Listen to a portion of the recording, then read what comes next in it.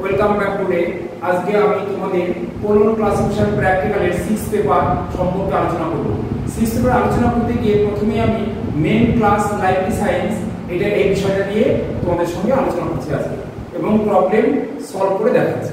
তাহলে প্রথমে আমি বলবো, আমরা যখন কোলন ক্লাসিফিকেশন প্র্যাকটিক্যাল করব তখনই দেখা যাবে যে ওদের যে fundamental SR Ramanathan 5 fundamental of category বলে 5টা ভাগ করেছে। সেই ভাগটা তোমাদের সঙ্গে একটু শেয়ার করি প্রথমে। তাহলে সেই 5টা ভাগ কি কি? Personality, matter, energy, space and time. তাহলে personality, matter, energy, space, time একে সংক্ষেপে কি বলা হয়? পেমস। এই দেখো আমি এখানে লিখে দিয়েছি personality, matter, energy, space, time, সংক্ষেপে পেমস। এই পেমসটাকে আমরা ইন্ডিভিজুয়ালি ফ্যাসিলিটিগুলোকে আলাদা আলাদা করে দেখিয়ে সেটাকে সিনথেসিস করব, সেটাই হবে আমাদের ক্লাস নাম্বার। তাহলে এই ক্ষেত্রে আমরা একটা সাবজেক্ট নিয়েছি লাইব্রেরি সায়েন্স, তার একটা প্রবলেম ধরলাম টাইটেল। কি দেখিয়েছি? টাইটেলটা কি? Circulation of books in college libraries in India in 2002। এইখানে দেখো এই প্রত্যেকটা আলাদা facet, circulation, books, college libraries India এবং 2000, প্রত্যেকটা সেপারেট ফ্যাসেট। তো তোমাকে প্রথমে আইডেন্টিফাই করতে হবে কোনটা তোমার যে ইজি। এই ফ্যাসেটগুলোকে আইডেন্টিফাই করা কোনটা তোমার ক্ষেত্রে সবচেয়ে ইজি। আমার ক্ষেত্রে মনে হয় এটা রিভার্স নেবে, যেমন time, space, energy, matter, personality. এইভাবে তুমি আসবে, তার মধ্যে তোমার প্রত্যেকটা ফ্যাসেট সঠিকভাবে তুমি আইডেন্টিফাই করতে পারছো। তাহলে প্রথম কি ধরবো? সালটা। তাহলে এটা কি? টাইম। তারপরে দেখো জায়গার নাম, geographical space, India, space.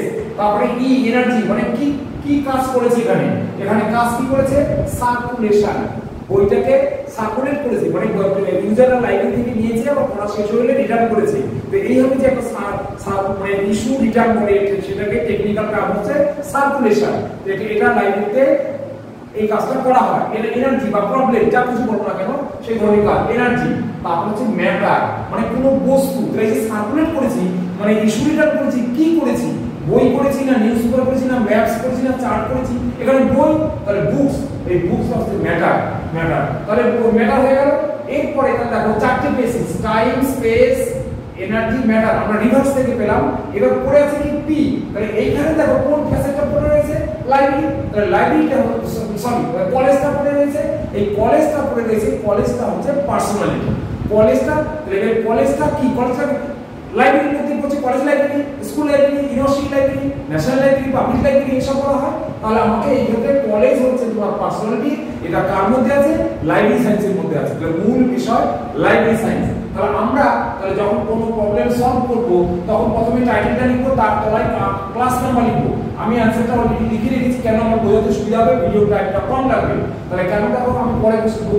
Facet formula লিখছি, তারপরে এফএফ মানে ফ্যাসেট ফর্মুলা বইতে দেয়া আছে, তোমাদের কোলনের বইতে এটা দেয়া আছে। আমি তোমাদের একবার দেখিয়ে দিচ্ছি। দেখো এই যে লাইব্রেরি সায়েন্স মেন ক্লাস এখানে দেয়া আছে, facet formula 2p semicolon m colon e কাম 2p। এর তলায় ফসিন p খুব ছোট ছোট করে লেখা, তোমাদের বই কাছে আমরা দেখতে পাবে না। ফসিন m, ফসিন e, এই তিনটে থাকবে। স্পেস আর টাইম থাকবে না। স্পেস আর টাইম, স্পেস আইসোলেট এবং টাইম আইসোলেট থেকে আনতে হবে। তাহলে এইখানে দেখো একটা সমস্যা আছে, ফসিন m। ফসিন m মানে ম্যাটার। যে এই যে ফসিন m যেটা আমি লিখেছি, এইখানে দেখো আমি লিখে দিয়েছি to be got by main class generalia bibliography page 2.29। Just তার আগে কথা আছে পেজ 2.29 এ এইখান থেকে আমরা নিয়েছি। ওরা যেহেতু এখানে বলে দিয়েছে যে ফসিন m সেম অ্যাজ ফসিন p ফর জেনারেলিয়া বিবলিওগ্রাফি, অতএব আমাদের ওখান থেকে নিতে হবে। তো জেনারেল বিবলিওগ্রাফিতে p এর মধ্যে গিয়ে আমি এটা পেয়েছি। তাহলে কি দাঁড়ালো? লাইব্রেরি সায়েন্স MC2, এই ফ্যাসেট ফর্মুলা থেকে 2 পেয়েছি, 2। তারপরে p পার্সোনালিটি আমরা এখানে বললাম, পার্সোনালিটি আমরা এখান থেকে পেয়েছি লাইব্রেরি সায়েন্সের ফসিন p। তার মধ্যে থেকে কলেজ লাইব্রেরি দেখো বলা আছে 33। এই যে এখানে নাম্বারটা বলে দিয়েছি, দেখতে পাবো না, কলেজ লাইব্রেরি আমি এখানে লিখে দিয়েছি 33।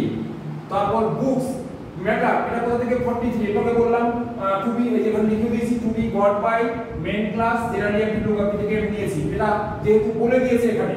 নেক্সট হচ্ছে আমার সার্কুলেশন, এটা আমরা লাইব্রেরি সায়েন্সের মেন ক্লাস থেকে পেয়েছি, এনার্জি মধ্যে থেকে ফসিন ই কাম 2p এর মধ্যে সার্কুলেশন দেয়া আছে 6। এই সার্কুলেশন 6। তারপরে স্পেস এবং টাইম লাইব্রেরি সায়েন্সের ফর্মুলার মধ্যে থাকবে না, ওটা বইয়ের অন্য জায়গায় আছে, আমি একবার দেখিয়ে দিচ্ছি। এই যে এখানে দেখো স্পেস এবং টাইম। স্পেসটা একদম ওয়ার্ল্ডের যত জায়গা আছে সেগুলোকে মোটামুটি সাবডিভিশন করে রমনাথ দেখিয়ে দিয়েছে। সেইখান থেকে আমাকে নিতে হবে ইন্ডিয়া এশিয়ান কান্ট্রি। তাহলে এশিয়ার নাম্বার এখানে পয়েন্ট 4 আছে, অনলি 4। এই এশিয়ার সাবডিভিশনে ইন্ডিয়া, পরের পাতায় যে নাম্বারটা আছে 44 ইন্ডিয়া, 44 ইন্ডিয়া। আমি স্পেস 44 ইন্ডিয়া লিখেছি, আর এখানে ব্র্যাকেটে লিখে দিয়েছি to be got by GD, মানে জিওগ্রাফিক্যাল ডিভিশন, এখান থেকে দিয়েছি। তারপরে দেখো টাইম, এই যে টাইম আইসোলেট কি, এই যে টাইম আইসোলেটের আগেই যে আছে টাইম আইসোলেট। এই টাইম আইসোলেটটা আমরা টাইম আইসোলেট থেকে জাস্ট স্পেসের আগের কথাই যে আছে টাইম আইসোলেট। এই দেখো টাইম আইসোলেট এখান থেকে আমরা নিয়েছি। এখানে 2000 সাল একটা পি, একটা লেটার দিয়ে, ক্যাপিটাল লেটার দিয়ে আইডেন্টিফাই করেছে এই গ্রুপ, 100 বছরের একটা গ্রুপ। পি গ্রুপে তোমার 2000 থেকে 2099 এই 100 বছরের হিসেব দেয়া আছে। তাহলে এইখান থেকে যে কোনো সাল এই পি গ্রুপে পড়বে। তাহলে প্রথমে লেটারটা নিতে হবে, পি নিয়েছি, তারপরে যে সাল বলবে সেই সালের লাস্ট দুটো সংখ্যা। তাহলে 2000 সাল, 2000 সালের লাস্ট ডবল জিরো, এখানে জিরো। তাহলে এখানে ব্র্যাকেটে লিখতে হবে to be got by space isolate, to be got by space isolate. এখানে লিখতে হবে to be got by space isolate, space isolate, to be got by space isolate. তাহলে এইবার আমার পেন্স অনুযায়ী প্রত্যেকটা ফ্যাসেট আমরা অ্যানালিসিস করা হয়ে গেল। এইটাকে আমরা ফর্মুলা অনুযায়ী পরপর সাজিয়ে নাম্বার করলে এটাই ক্লাস নাম্বার হলো। তাহলে আমাকে এখানে আমি পরপর ফ্যাসেট ফর্মুলা অনুযায়ী সাজিয়েছি, মেন ক্লাস 2 বসিয়েছি, আর এখানে দেখো পার্সোনালিটি পি 33 বসিয়েছি, ফর্মুলায় সেমিকোলন আছে, সেমিকোলন দিয়েছি, ম্যাটারের জন্য 43 পেয়েছি, ম্যাটার 43 বসিয়েছি। তারপর কোলন চিহ্ন, এনার্জির আগে কোলন চিহ্ন দিয়েছি। আমার এনার্জি কত পেয়েছি 6 বসিয়েছি। স্পেস কত পেয়েছি 44। স্পেসের আগে সবসময় তোমরা জেনে রাখবে স্পেসের আগে ডট বসে, কোনো চেঞ্জ হবে না। স্পেসের আগে ডট বসলো, ডট 44। আর টাইমের আগে ইনভার্টেড কমা, টাইমের আগে ইনভার্টেড কমা, অথবা আমরা বাংলায় উল্টো কমা বলতে পারি, যেটা এইভাবে লিখলাম ইনভার্টেড কমা।